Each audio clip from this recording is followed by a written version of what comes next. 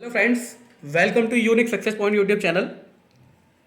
Friends देखिए, आज हम क्लास 10 का विज्ञान का पेपर देखने जा रहे हैं जिसका कोड देखिए 824 है। इसका हम आंसर की देखेंगे, जितने भी विकल्प एग्जाम में आए हैं इन सब के आंसर की को देखिए मैच करेंगे।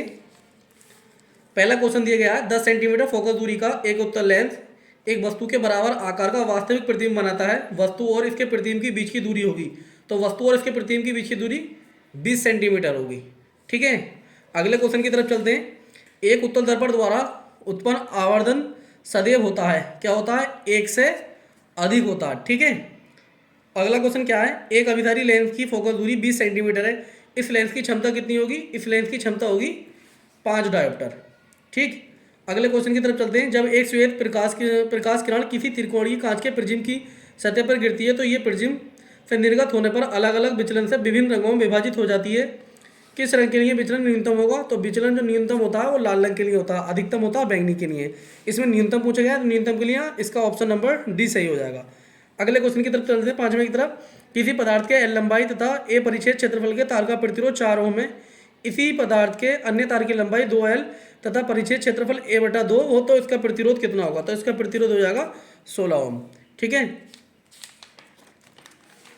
अगला क्वेश्चन देखिए हमारा क्या दिया गया है। निम्नलिखित में से कौन कौन किसी परिपथ में वैद्युत शक्ति को प्रदर्शित नहीं करता है? ठीक है, वैद्युत शक्ति को प्रदर्शित देखिए कौन नहीं करता है? I² भी करता है, VI भी करता है, V² भी करता है, तो ये नहीं करता है। ठीक है, IR² वैद्युत शक्ति को प्रदर्शित नहीं करता। ठीक है, सातवें क्वेश्चन की तरफ चलते हैं। किसी धारावाही चालक के कारण उससे r दूरी पर स्थित किसी बिंदु पर उत्पन्न चुंबकीय क्षेत्र होता है, तो हमेशा क्या होता है? वो R² के व्युत्क्रमानुपाती होता है। देखिए फिजिक्स के विकल्प थे ये। अब हम अगले सेक्शन की तरफ चलते हैं, केमिस्ट्री के। ये पूछ रहा है हाइड्रोजन आयन H+ की प्रकृति कैसी होती है?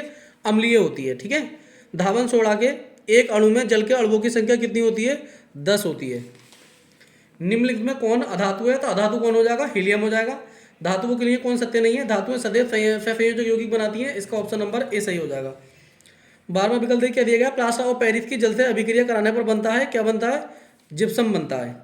एथेनॉल को सोडियम से अभिक्रिया कराने पर प्राप्त होती है हाइड्रोजन गैस प्राप्त होती है।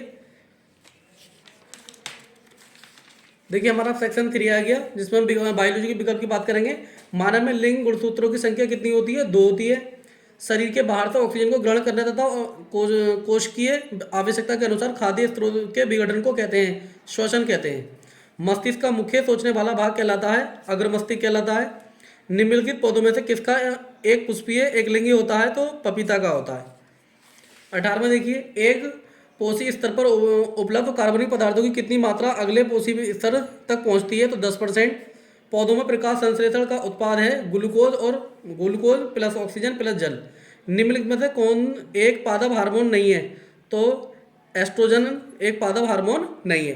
देखा जाए तो देखिए स्टूडेंट, पेपर बहुत ही अच्छा आया है। क्लास 10 का साइंस का पेपर बहुत बढ़िया आया है। आगे भी देख लेते हैं। देखिए इसमें जो क्वेश्चन दिए गए ये 2-2 नंबर के दिए गए हैं, ये भी बहुत अच्छे क्वेश्चन आए हैं। ठीक है, ये फिजिक्स का सेक्शन हो गया पूरा हमारा। यहाँ से देखिए केमिस्ट्री का स्टार्ट हो जाएगा, केमिस्ट्री भी बढ़िया आई है। ठीक, ये बायोलॉजी आई है। आज का ये पेपर जो है क्लास 10 का, इसकी आंसर की हमने डिस्कस की है। अपने अपने क्वेश्चन को चेक कर लें। मिलते हैं अपनी अगली क्लास में।